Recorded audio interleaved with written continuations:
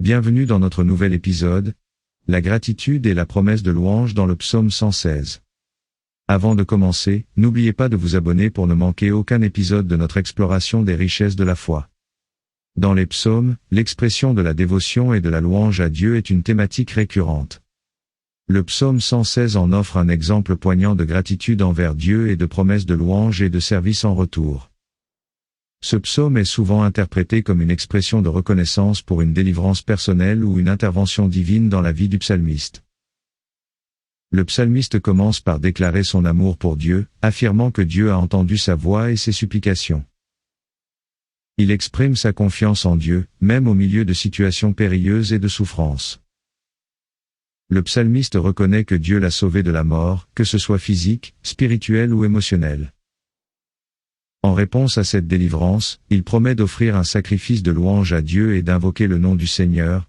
Je t'offrirai un sacrifice de louange et j'invoquerai le nom du Seigneur. Il affirme sa volonté d'accomplir ses vœux envers le Seigneur en présence de tout son peuple. J'accomplirai mes vœux envers le Seigneur en présence de tout son peuple. Il reconnaît que ses promesses envers Dieu ne sont pas seulement des engagements personnels, mais aussi des engagements communautaires en invitant les autres à se joindre à lui dans la louange du Seigneur. Louez le Seigneur. Enfin, il réaffirme son engagement à tenir ses promesses envers le Seigneur en présence de tout son peuple, dans les cours de la maison du Seigneur, au milieu de Jérusalem. Je tiendrai mes promesses envers le Seigneur en présence de tout son peuple, dans les cours de la maison du Seigneur, au milieu de toi, Jérusalem. Cette déclaration souligne l'importance de la fidélité et de l'intégrité dans la relation avec Dieu, ainsi que la nécessité de vivre sa foi de manière visible au sein de la communauté. Ce psaume illustre l'importance de la gratitude envers Dieu et de la réponse active à sa grâce.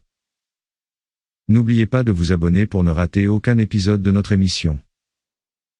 À la prochaine, pour une nouvelle immersion dans les richesses de la foi chrétienne.